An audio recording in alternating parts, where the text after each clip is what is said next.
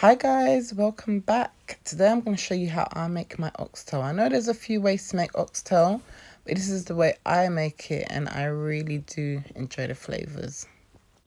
So I've got about a kilogram of oxtail here which I've washed, and then I've also drained off the excess water and let it drain off for a good couple of minutes, 5 minutes to 20 minutes. And then I'm going to season it up. All these seasonings that I use, I'm going to put it into the description box in case you do want to make it this way. So it's such an easy method. Just throw all the seasonings into your bowl. So I've got my spring onion there, my onions that I'm adding in. Also some sweet pepper, red pepper, yellow pepper, either one is fine. Basil.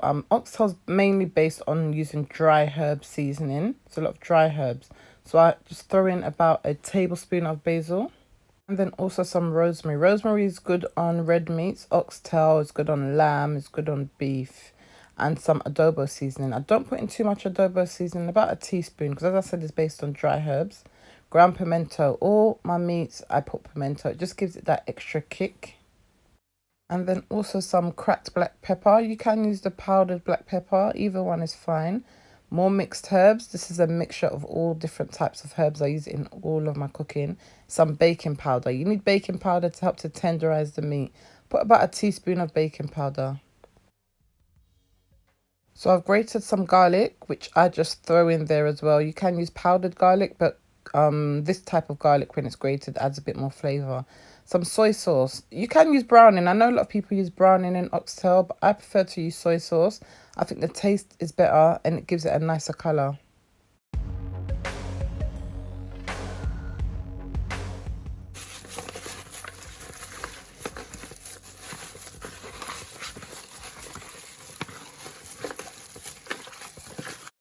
When I mix it up, I really get in there. Make sure each one of those little oxtails are all covered up. Yeah, you want the seasoning to really soak into this.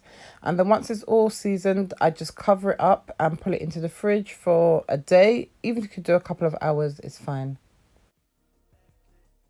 So the next day I've taken this out. You can see the colours really gelled into the oxtail. And I get a pan with some hot oil. You need some hot oil inside of a pan. I love to use this Dutchy pot. I know it looks a bit battered, but trust me, cooking in this Dutch pot just makes my flavours of my food so nice. My friend actually got it for me from Jamaica. It's like the original Dutch pot from Jamaica. Put my oxtail into the oil. I've got about 2 to 3 tablespoons of oil, and I just attempt to fry it off to get it a bit more brown, to get that colour to sink in. You can see the colour is really sinking in. Make sure you stir it once in a while because it will start to stick to the bottom if you don't. So I keep this in the oil on about high heat for about 10 minutes. Just keep on turning it, making sure each oxtail gets that nice little brown colour. After 10 minutes, I add some water.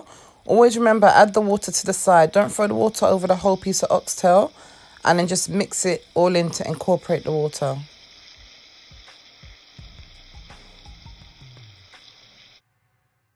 So I've added the water, I cover it up and I leave it to cook for about 2 hours. But you need to be careful because the water can easily just reduce. You look on your pot and there's no water. So every like half an hour, I just check on it, add some more water if I need to. So at this stage, you can pressure it. You can put it into a pressure cooker for about 20 minutes. This will just speed up the process. Today, I didn't want to pressure it. Sometimes I just prefer to do the long-standing way. So this is about an hour and a half into the cooking process. You can see how the colour it's really taken on the colour of the oxtail. I just use a fork. I stick the fork into the meat and you can feel how tender the meat is. To me, it still feels a bit tough. So I do want to cook it for a bit longer. But look at that beautiful oxtail. It looks and smells so yummy. I'm telling you guys, you need to be smelling my kitchen right now. So I'm just going to leave that for a bit longer until the meat is soft. Yes, you know your girl had to cook some rice and peas. Really, what is oxtail without rice and peas? So I add my scotch bonnet towards the end of the cooking process. Yes, it looks white because I do freeze my scotch bonnets. Is a good tip. Freeze them, they last so much longer and you can use them straight out of the freezer. If you want it more pepper, you can add a scotch bonnet while you're seasoning it in the beginning or towards the beginning stages. I always make sure my scotch bonnet stays on top of my oxtail, because if you don't, it can burst inside and you're going to have an oxtail just full of pepper and it's going to lose all your flavour and not be nice. So make sure you keep it on top. Okay, this is a not what to do, yeah? I left it for a bit long. Can you see my water's practically gone? My water's drained out. So, yeah, keep your eye on it all the time. As that happens, I'll just quickly add some water to the side, as I usually do, and incorporate it all in. So now I'm doing my fork test. I stick that fork in there and it is so soft. Like, guys, this is really soft oxtail. Just can't wait to eat it.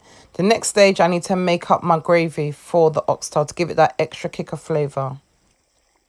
So I'll go in with some Worcester sauce first and then some ketchup as well, just to give it that bit of sweetness and that body. You want some body to your gravy. Then I go in with a cap full of apple cider vinegar. It's really good in any food. And then some oyster sauce. Oyster sauce is a nice sweet sauce to give it some body as well. And then just a knob of butter to give it a nice little shine to the oxtail. Look at those oxtail pieces, guys. Tell me this doesn't look beautiful. Come on. Like, whoa, look at this gravy, guys. Look at this gravy. Yes, I can't wait to tuck into this.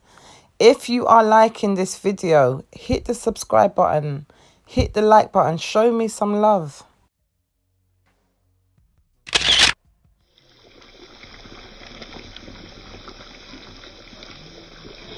So to finish off this recipe, I add some butter beans. The butter beans usually in a bit of salted water. So if you haven't added salt, you can just throw it all in there. But if you've added salt already, drain off your water before you throw it in, or your oxtail will be way too salty.